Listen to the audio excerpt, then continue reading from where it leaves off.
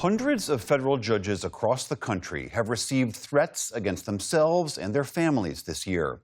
The U.S. Marshals Service reports security incidents of, quote, significant concern jumped nearly 60% in the 2025 fiscal year and are on track to rise again this year. This comes amid a litany of verbal and written attacks by President Trump and members of his administration about judges who have ruled against them. Justice correspondent Ali Rogin has more. U.S. District Court Judge John McConnell received an unexpected pizza delivery to his home last year. While it was certainly strange, McConnell says he was deeply disturbed when he noticed the name on the order, Daniel Anderl. That's the name of U.S. District Court Judge Esther Salas' son, who was fatally shot at their family's home in 2020 by a disgruntled lawyer. Several other judges also received pizza deliveries under Anderl's name. McConnell says that was just one of multiple death threats he's received. They began escalating in 2025 when he temporarily blocked a Trump administration freeze on billions of dollars in federal funding. To discuss, Judge McConnell joins me now, along with Judge Esther Salas. Thank you both so much for being here. Judge McConnell, I'd like to start with you. What was going through your mind when you saw the name on this unsolicited pizza delivery? Well, heartbreak originally, that some people, for political reasons, would invoke the name of Judge Salas's beloved son, who was murdered when a person was actually attempting to murder her and then ultimately wanting to do the same to Justice Sotomayor. So it was heartbreak turned to outrage, turned to disappointment that we had gotten to that stage in our discourse in the country. And Judge Salas, what was going through your mind when you heard that someone had received a pizza delivery under your late son's name, and also to find out that there have been other cases like this? Yeah, just sadness, but anger too, because Daniel stands for light and love, and he gave his life as an act of love for his dad, Mark, my husband, and me. And for people to be using and weaponizing his name to inflict fear on judges all throughout this country just tells me where we're at in terms of trying to intimidate the judiciary and trying to really strip the judiciary of its constitutional independence. The president and members of his administration have launched verbal attacks against judges in the past. Recently, the general counsel to DHS, James Percival, wrote a list of federal judges on X whom he called the worst of the worst. We're not going to show that here.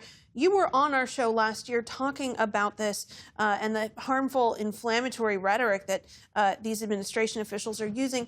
Have things changed, in your opinion? And if so, have they gotten better or worse?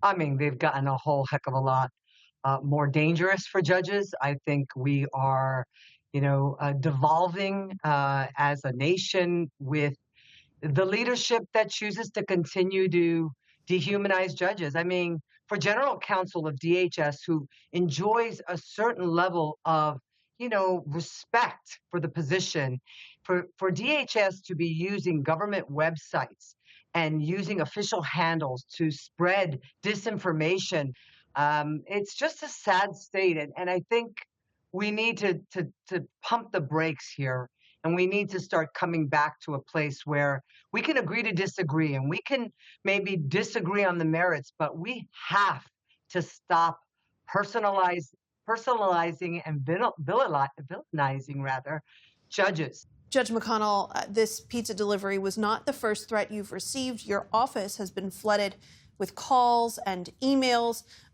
leaving threatening messages. They really picked up after your ruling to block that freeze on federal funding last year. We want to play a part of one of those voicemails. So you better tell little Judge McConnell, I don't know who the hell he thinks he is. I double dare you to try to put charges on Donald J. Trump. You and I wish somebody would assassinate your. It's deeply disturbing to hear. Do you think attempts to intimidate you like this are a result of the rhetoric coming from the Trump administration? There's no doubt in my mind that the fact that certain of our leaders in this country have chosen dog whistles, there's no other way to describe it, when they talk about judges. Our new Attorney General said that we were at war with the courts.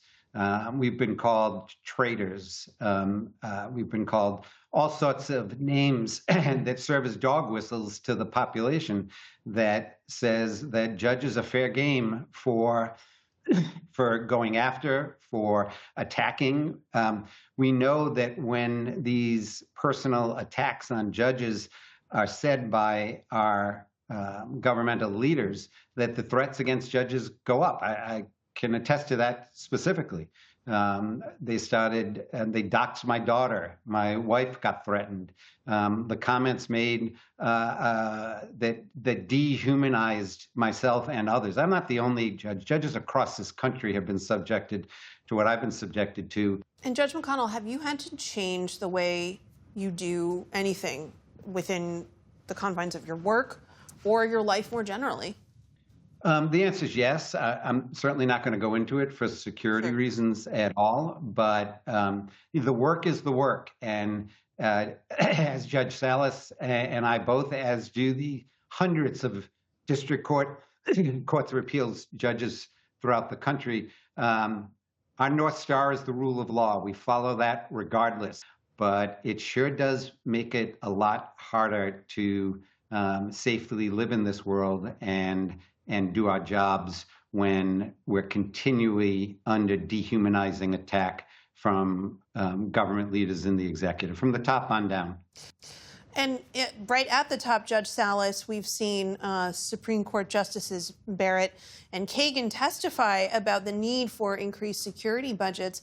Justice Barrett memorably recounted how her son saw her put on a bulletproof vest. So what do you think can and should be done with larger security budgets to protect judges? And also, what do you think the balance is between the need for more security measures, but also the need to tone down the rhetoric? You know, I first of all think that the worst of the worst series that was launched by the General Counsel of the DHS came just weeks after these two justices historically testified to Congress about the threats to the Supreme Court.